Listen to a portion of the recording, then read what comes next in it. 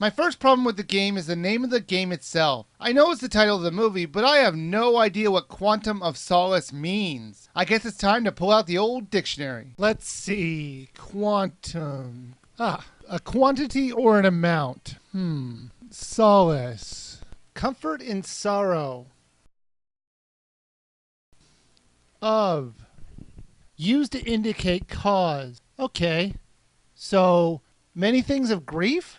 Is that what it means? Okay, that is a strange name for a film, but it's not like it's the first time a Bond film has had a strange name. There's been names like You Only Live Twice, Moonraker, and Octopussy. I've never seen it, but I assume the last one's about a cat with 8 legs. When I'm reviewing a Bond game, I always have to put it up against GoldenEye, my favorite Bond game. Heck, my favorite first-person shooter ever. I love that while it mostly used linear paths, it still had a sense of openness in the areas you were exploring. It wasn't just all run and gun like most first-person shooters. And while Quantum of Solace isn't as good as GoldenEye, I can say for a fact it's the second best Bond game I've ever played. Unfortunately, it wouldn't be fair of me to talk about the story since I assume it parodies the movie, and I don't want to spoil anything. I can say that the game starts exactly where the movie Casino Royale ended, with 007 shooting a guy for information, and from there the story moves from one exotic location to another. The game takes you through what I assume are scenes and locations from the new movie, and it also recreates scenes and locations from Casino Royale, which I thought was a fun surprise. The story is advanced through some well-made cutscenes. They really made it feel like you were watching a movie, although I did find the computer screens a little curious. It's pretty obvious that they borrowed the look from the Star Trek TV series. Now all the publishers have to do is put a bunch of colored buttons in without any labels on their screen, and they'll completely steal the look of it.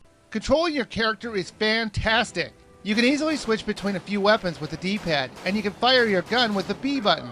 You can get a better aim by using the Z button to lock on enemies, and you can use the C button to jump or hold it to crouch. But the best part of this whole game is the ability to fire behind cover. Whenever you get next to a wall, box, pillar, desk, or whatever solid object you might see, you push the A button and you go into a third person's perspective. And it turns an already great shooter into an even better one. They give you the option of doing hand-to-hand combat with the enemies. If you get close to them, you shake the nunchuck and you have to move your cursor into a circle and press the A button, and it will do a karate move on the bad guy. There was no part of the controls that I found troublesome. Even reloading the gun with a flick of the nunchuck works perfectly. The gameplay itself tends to be different in every level. Sometimes they don't let you use your gun and you have to sneak around or follow someone. And in other levels it's just a normal run and gun layout, but with the ability to use cover, it puts strategy in the game, like running from cover to cover to get better positions on the enemy. And the enemy AI was great. They would lay down cover fire so their comrades could get a better beat on you. Plus they would use cover as well, so it was challenging at times to kill them. The graphics look great for a Wii game. Even the fire effects look convincing. However, this didn't come without a price, and the price is a noticeable slowdown. The frame rate would drop often in this game, which was a bit irritating but still playable.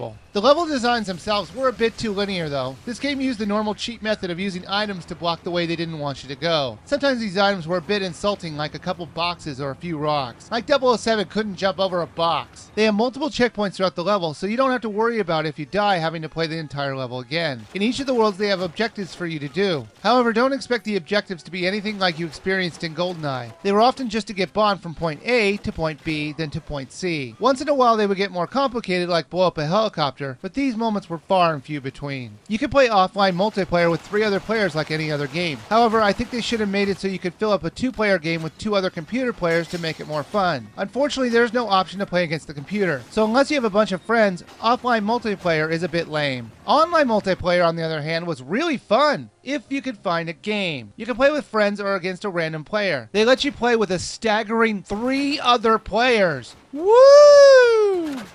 Only one person at a time could play online, so you can't do split-screen online multiplayer, unfortunately. Also, I only found a consistent game in one of the modes. All the others were usually dead. Quantum of Solace is a fun game to play, but the question is, should you buy it? No, probably not, since the main game will only take you about 8 hours to beat, depending on the difficulty level you choose. And since the multiplayer isn't that exciting, since they really limit you on the amount of people you can have in a match, you should just rent this game.